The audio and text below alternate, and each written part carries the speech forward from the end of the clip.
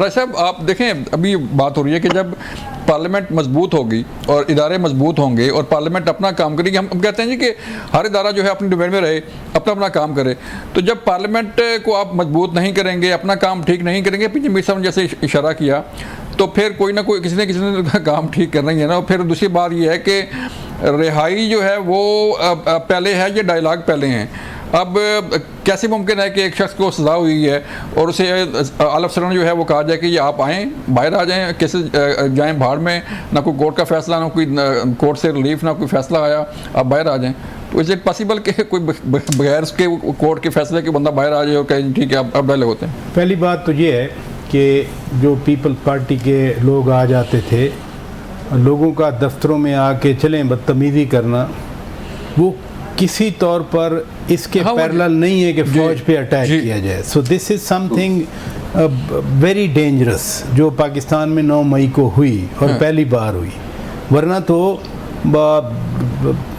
جی H کیو چھوڑیں، corps commander کے گھر کو جو سڑک جا رہی ہے وہ سامنے گیٹ کے گزرنے کی بجائے لوگ دوسری side of the road use کرتے ہیں، لیکن یہ پہنچ گئے۔ آپ نے میاں والی دیکھا کیا صورتحال ہوئی، میاں والی کے تو اتنے ویژول نہیں ہے، ریڈیو پاکستان کا کیا قصور تھا جو سارا جلا دیا گیا۔ دوسری بات دیکھیں نا، ایک normal political party, normal political man جس کی ہیرارکی ہو، جس کے ورکرز کی باقاعدہ پولیٹیکل گرومنگ ہوئی ہو، وہ یہ سوچتے ہیں نا۔ مثلا یہاں اپوزیشن لیڈر میاں شہباز شریف کھڑے ہو کے کہتے تھے کہ میثاق معیشت کے لیے ہم تیار ہیں، حکومت آگے بڑھے۔ بلاول بھٹو زرداری صاحب کہا کرتے تھے کہ عمران خان قدم بڑھاؤ، ہم تمہارے ساتھ ہیں ٹیررزم کے، سیکیورٹی کے ایشو پہ،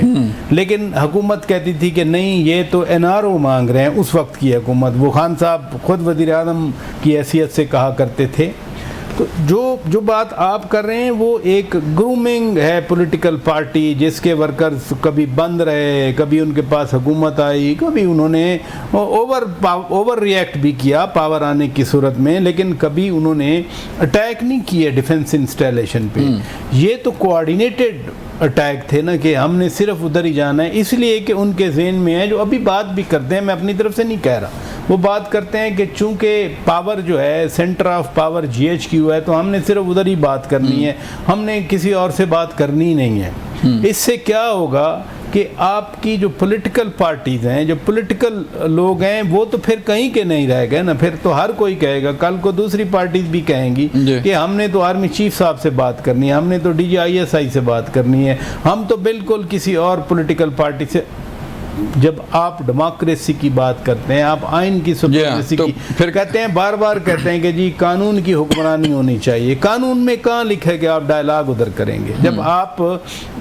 براہ راست کہہ کے ادھر ڈائلاگ کریں گے، then you are providing legitimacy, political legitimacy آپ دے رہے ہیں کہ جی بس پالیٹکس میں وہ بات کریں۔ ادھر تو آئین میں لکھا ہے کہ وہ پالیٹکس میں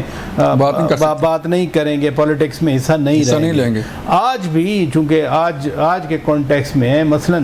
مریم اورنگزیب صاحبہ نے پریس کانفرنس کی لاہور میں،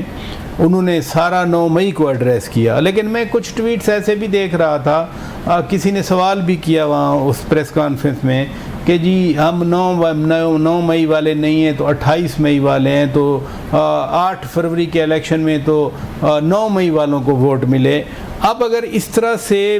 برین واش کر کے یہ آئیڈیاز نوجوان نسل میں آپ منتقل کریں گے، تو وہ جو 9 مئی کو جس کو ہم سانیہ کہتے ہیں، یا پاکستان کی خدا نخواستہ بربادی کا پیغام ہم سمجھتے ہیں کہ ملک کی فوج پہ، ملک کے ڈیفنس انسٹالیشن پہ حملے ہو رہے ہیں، تو پھر اس طرح کے میسج کر کے تو اس چیز کو اور پروموٹ کیا جا رہا ہے